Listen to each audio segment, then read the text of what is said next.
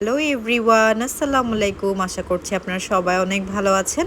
চলে আসলাম আপনাদের সাথে একটা সিম্পল বিরিয়ানির রেসিপি শেয়ার করব। আসলে সেদিন যে বারবিকিউটা করা হয়েছিল, এই বিরিয়ানিটা সে বারবিকিউর সাথে সার্ভ করা হয়েছিল।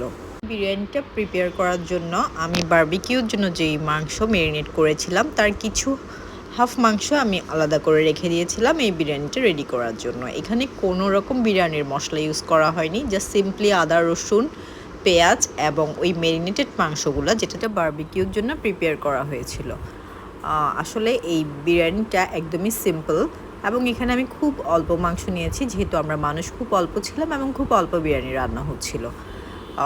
আমি চালগুলোকে 30 মিনিটসের মতো ফার্স্টেই ভিজিয়ে রেখেছিলাম, যেহেতু এটা বাসমতি চাল ছিল। চালটা একটু সেদ্ধ হতে টাইম লাগে, তা আমি আগে একটু ভিজিয়ে রেখেছিলাম। দেন আমি ম্যারিনেটেড চিকেনটা কিছুক্ষণ চুলায় 20 মিনিটসের মতো সেদ্ধ করে নিলাম। দেন চালগুলো দিয়ে দিলাম। এখানে আসলে গোলমরিচের পরিমাণটা বেশি ইউজ করা হয়েছে। আর কি মাংসটা কীভাবে ম্যারিনেট করা হয়েছে এটা আমার এর আগে বারবিকিউর যে ভিডিওটা ছিল ওখানেই রয়েছে কি কি মশলা দেওয়া হয়েছিল।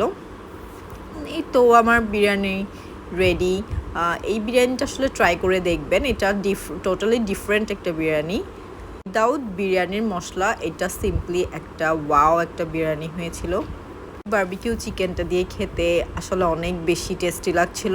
আপনারা মাস্ট ট্রাই করবেন, এটা মাস্ট ট্রাই একটা রেসিপি। গোলমরিচের একটা আলাদা ফ্লেভার আসছিল, মাস্ট ট্রাই করে দেখবেন। আল্লাহ হাফেজ।